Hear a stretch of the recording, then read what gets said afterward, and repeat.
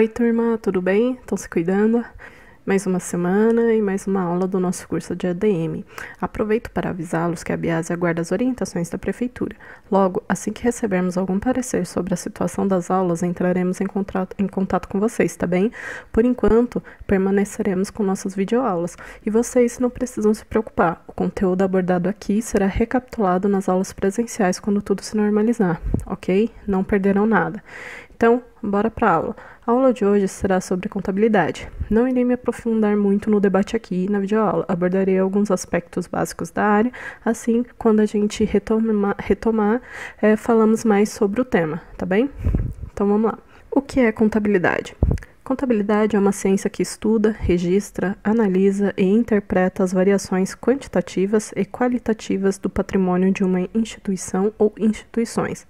Não se sabe precisamente quando a contabilidade se iniciou, porém práticas de registro contábeis são descritas na administração dos povos sumérios e fenícios. Mas é com a intensificação no comércio internacional e com guerras ocorridas no século XVIII e XIX na Europa que muitas empresas foram à falência. Com isso, viu-se a necessidade de proceder adequadamente diante das perdas e lucros entre credores e devedores. Eu deixei para vocês uma citação, de um acadêmico da área da contabilidade, o Hilário Franco, em que ele diz que a contabilidade é a ciência que estuda, os fenômenos ocorridos no patrimônio. Como eu já tinha dito, é a ciência que vai registrar, classificar, demonstrar, analisar, interpretar, fazer toda uma gestão patrimonial. Ou seja, a contabilidade ela pode ser estudada de modo geral para todas as empresas, ou em particular, aplicada para determinados ramos ou setores da economia. Assim, no estudo da contabilidade, podemos encontrar as seguintes denominações: contabilidade comercial, que é mais para áreas voltadas ao comércio, contabilidade industrial, bancária, hospitalar, pública, agropecuária, a securitária, que tem a ver com planos e seguro, contabilidade de transporte, no que diz respeito ao transporte rodoviário, marítimo, aéreo. Então, para quem é direcionada a contabilidade? A contabilidade ela é ampla, ela abrange vários ramos, muitos setores da economia, e ela pode ser tanto para a pessoa física quanto para a pessoa jurídica, ou seja, tanto para empresas como para você, pessoa física. Para as nossas aulas, eu irei falar de contabilidade para empresas, sendo o foco no balanço patrimonial que veremos um pouco mais à frente, ok? Mas estamos falando de patrimônio, patrimonial, o que é isso? Bom, quando iniciamos um projeto, uma empresa, em muitos casos é necessário investir recursos, desde mão de obra, matéria-prima, maquinário, tempo para a produção e dinheiro. O patrimônio, então, compreende todo um conjunto de bens, direitos e obrigações de uma instituição. Ou seja, o patrimônio de uma empresa ele não se resume ao valor monetário investido ou seu lucro mensal, mas o todo que compõe a empresa, como o local, o balcão de atendimento, insumos, como papel para anotações, máquinas e tudo mais, assim como as obrigações também, tudo que a empresa tem que pagar. Mas vocês entenderão melhor isso quando eu falar sobre os ativos e passivos do balanço patrimonial, que justamente é o registro de todas essas informações. Mas retomando a função da contabilidade, como eu havia dito, ela é registrar e analisar todas as movimentações existentes no patrimônio de uma entidade, produzir relatórios e repassar essa informação para outros departamentos quando solicitado. É através desses relatórios que são analisados os resultados alcançados e a partir daí são tomadas decisões em relação aos acontecimentos futuros da empresa. Só lembrando que no início do curso falamos sobre a importância do planejamento. Com os dados do relatório contábil, é possível avaliar o planejamento de uma empresa, se ela está caminhando conforme pensado ou então reavaliá-lo. Sendo assim, a contabilidade ela é responsável pela escrituração, como disse, com o registro e a apuração desses resultados, e é só através dela, da contabilidade, que há condições para se apurar se houve lucro ou prejuízo em um determinado período de uma empresa. tá bem? Mais à frente eu vou falar um pouco sobre o que são bens, direitos e obrigações. Vamos ver agora esses livros de escrituração e qual a importância de cada um, tá bem? Dentro de uma empresa, existe muita informação que precisa ser arquivada, sempre anotada. Você precisa ter toda essa informação corretamente elaborada, para não ter prejuízos futuros, para não ter problemas, para você saber onde está a informação que você precisa. Em relação aos livros usados na empresa, eu vou mencionar apenas os utilizados pela contabilização dos atos e fatos administrativos, tá bom? Os principais, então, são: o livro diário é um livro obrigatório pela legislação comercial. Ele tem que manter o histórico cronológico dos fatos ocorridos na empresa, pois em caso de extravio dos demais livros fiscais, com o livro diário é possível a recuperação da informação. Outro livro importante é o livro Razão. Ele registra o movimento de todas as contas. Desde 1991, a escrituração do livro Razão passou a ser obrigatória à empresa para listar a movimentação de suas contas. O livro Conta Correntes. Ele é auxiliar do livro Razão. Serve para controlar as contas que representam direitos e obrigações para a empresa. Nós vamos ver adiante o que são, então, esses direitos e obrigações para a empresa. Por fim, o livro Caixa. Nele são registrados todos os fatos administrativos que envolvam entradas e saídas de dinheiro. Mas, professora, para que tanto livro? Precisa de tudo isso? Sim, é necessário. Como eu disse para vocês, a empresa ela fornece diariamente, mensalmente, muita informação. E é preciso que todos esses dados eles estejam armazenados corretamente, até porque se alguma informação for extraviada, se perder no meio do caminho, tem como você recuperar, porque ela foi registrada em todos esses livros, para no final do mês você poder fazer um balanço e ver se a empresa gastou mais ou se ela teve lucro, se ela obteve prejuízo ou não naquele determinado período. Como eu disse para vocês, então vamos ver um pouco mais detalhado o que são bens, direitos e obrigações. Bens são todos os itens que compõem a empresa. Então a gente pode pensar em bens de uso: balcão, prateleira, espelho, computador. Bens de consumo: papel para embrulho, material para limpeza, pó de café, entre outros. Tudo que vai ser consumido em um determinado período. Bens de troca: é a mercadoria que está para venda, o próprio produto da empresa é o seu bem de troca. Esses bens eles podem ser tanto materiais, ou seja, tangíveis, sendo aqueles que possuem corpo, podendo ser móveis ou imóveis, ou também podem ser bens imateriais, os intangíveis, formado o grupo daqueles que não possuem corpo, os que não têm matéria. Por exemplo, a marca de uma empresa, ela é um bem daquela empresa, ela representa aquela empresa, mas ela não é material necessariamente, ela é imaterial. Então, a própria patente também. Então, são bens intangíveis de uma empresa. Direitos: normalmente as empresas vendem mercadorias ou prestam serviços e disponibilizam para seus clientes como forma de pagamento a venda a prazo.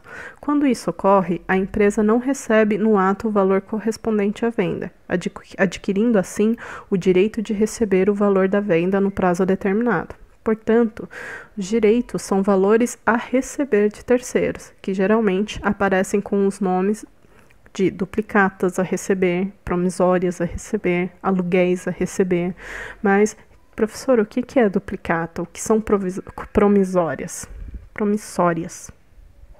A duplicata é uma fatura, é um título de crédito que constitui o instrumento de prova que houve um contrato de compra e venda. A nota promissória também é um título de crédito ainda bastante utilizado nas relações comerciais. Se trata de uma promessa de pagamento. ou seja, quem está devendo se compromete, a partir dessa promissória, a pagar certa quantia ao beneficiário em uma determinada data, ou seja, ela é um título de dívida. Em contabilidade, portanto, entende-se como direito a receber o poder de exigir alguma coisa. O funcionário, por exemplo, após um mês de trabalho, tem o direito de receber o seu salário. Memorize, pessoal, bens e direitos devem ser mensuráveis em dinheiro. Caso seja impossível definir um valor monetário para eles, eles não poderão ser considerados ativos devido à impossibilidade de registro em face da ausência de valores para sua identificação. Obrigações. De forma simples, podemos definir obrigações, como dívidas com outras pessoas. Elas podem ser físicas ou jurídicas, ou seja, a empresa pode estar devendo para uma pessoa ou para uma empresa. Eles são compromissos firmados e que serão exigidos quando seus vencimentos chegarem. Então, quais são as obrigações de uma empresa? Os salários a pagar, empréstimos bancários, encargos sociais a pagar, como o FGTS, o INSS, impostos, contas com os fornecedores, por exemplo. Então, a gente pode definir que entre os bens de uma empresa, a gente pode dizer que ela tem o dinheiro, os veículos, o maquinário. Como direitos, tem as suas duplicatas e promissórias a receber, e entre as obrigações, tem as contas a pagar e os impostos também a pagar. Ativos e passivos. O que é isso? Bom, dentro da contabilidade, ativo representa todos os bens e direitos, todos os valores que a entidade tem a receber.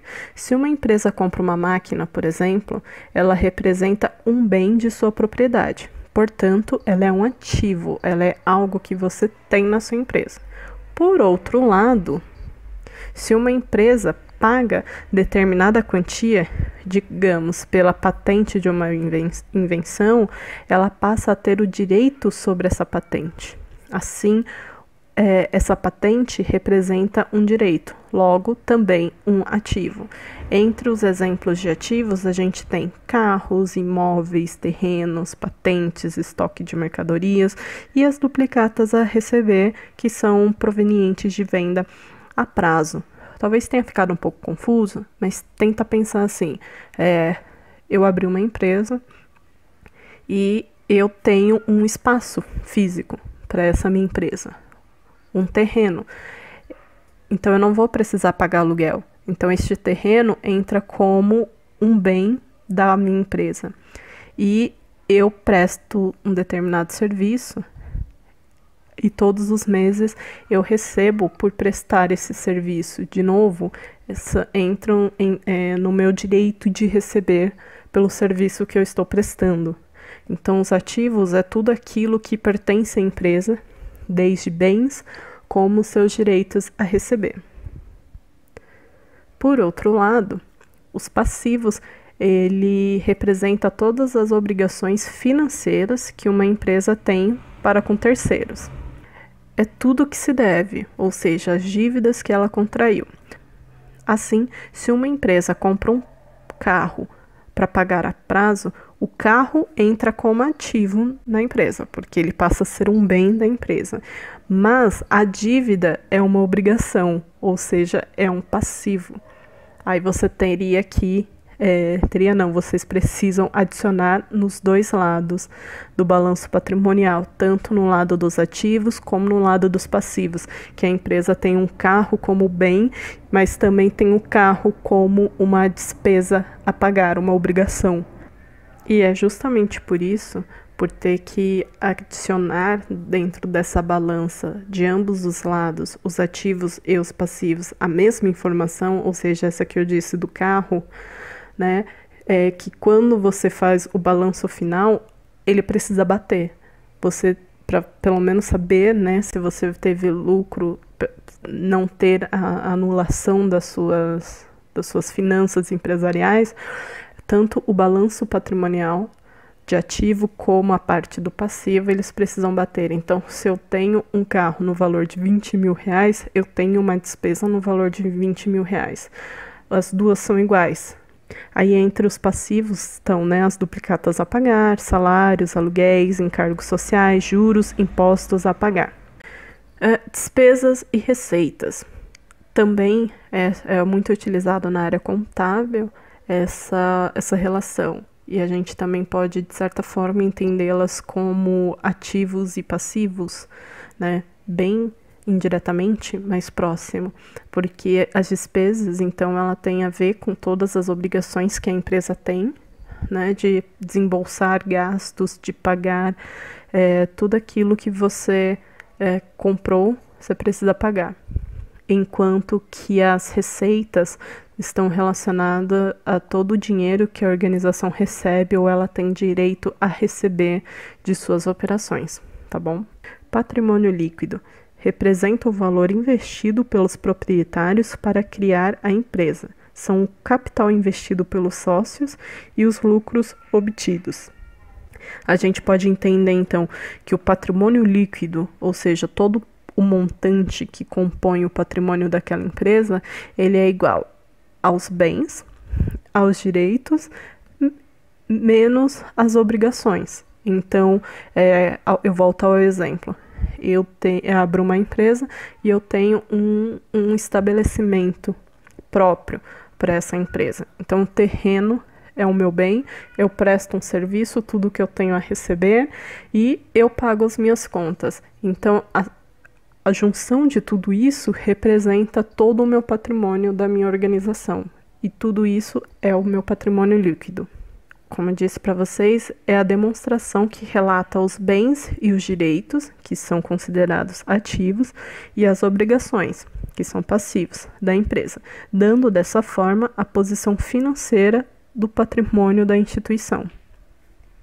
Eu coloquei para vocês um exemplo, elementos passivos, positivos e elementos negativos dentro da empresa. É também uma outra forma de você, de repente, fazer um balanço patrimonial. De um lado, você coloca os elementos positivos ou ativos, que aí correspondem os bens e os direitos, e do outro, os elementos negativos, que correspondem aos passivos e às despesas da empresa, como as obrigações a pagar.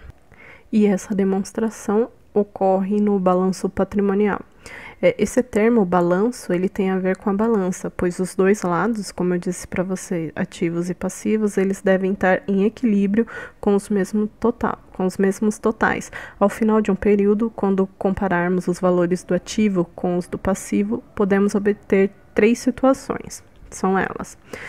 Se o ativo for maior que os seus passivos, nessa situação, ocorre que os ativos, ou seja, os valores a receber da empresa, são maiores que as despesas. Então, a empresa teve lucro. Quando os ativos da empresa é menor que os passivos, né, ou seja, quando as dívidas dela são maiores do que os lucros que ela obteve, a gente pode dizer que a empresa teve um prejuízo. Por fim, quando os ativos são iguais aos passivos, a gente pode dizer que os valores que a empresa recebeu cobrem as obrigações que ela tem a pagar, acarretando em uma situação nula. Então, ela não teve lucro, mas também não teve prejuízo. O que ela recebeu deu para pagar suas contas.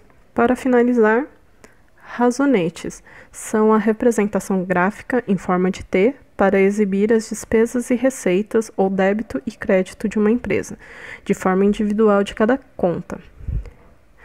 Então, gente, eu mostro aí para vocês. O razonete, ele tem essa forma de T. Você coloca o nome da conta, pode ser caixa, veículo, imóveis, duplicatas a receber, estoques, enfim, a conta que você quiser. Ele é pensado para você fazer cada conta individual antes de lançar ela no balanço patrimonial, porque aí no balanço você lança todas as contas juntas, ou melhor, só o resultado das contas juntas, né? Mas aí para você poder ter uma melhor noção, de repente, de cada conta, você faz ela individual nesses pequenos razonetes. E aí, de novo, de um lado você coloca as despesas a pagar e do outro os seus bens ou direitos, tá bem? Por exemplo, no caso do veículo, é possível ver que a empresa tem um veículo no valor de R$25 mil. Como esse mesmo número não aparece ao lado como despesa, significa que a empresa tem o veículo quitado. Então, ela não tem nenhuma parcela a pagar desse veículo, logo ele é um bem completo dessa empresa. Então, gente, a aula de hoje foi essa. Ainda há muito a se falar sobre contabilidade, mas por se tratar também de uma área que necessita de contas, eu creio que quando tudo se normalizar, aí a gente vai poder retomar nossas aulas. Aí ficará bem mais fácil, né? E claro, como a contabilidade funciona. Eu usei mesmo esse espaço, essa videoaula, só para dar uma breve introdução, mas breve mesmo, do que é esse tema, do que a contabilidade aborda e como ela funciona. Então, só mesmo para finalizar, a contabilidade ela se relaciona à escrituração das movimentações financeiras dentro de uma empresa. Então, tudo que entra, tudo que sai, a gente precisa registrar nos livros caixa, razão, conta corrente, enfim, e ter todas essas informações. E no final de um determinado período, a gente pode saber, né, todas as nossas obrigações a pagar, todos os nossos direitos a receber e também poder dizer se a empresa teve lucro, se ela sofreu um prejuízo em determinado período ou se a situação dela foi nula quando ela recebe o suficiente para pagar suas despesas, mas também não tem lucro, tá bom? Nas próximas aulas eu vou ver então se a gente continua um pouco nessa área da contabilidade ou se passamos também para aulas introdutórias de outros conteúdos, como marketing, logística, empreendedorismo e segurança do trabalho, tá bom? Nos vemos na próxima aula. Pessoal,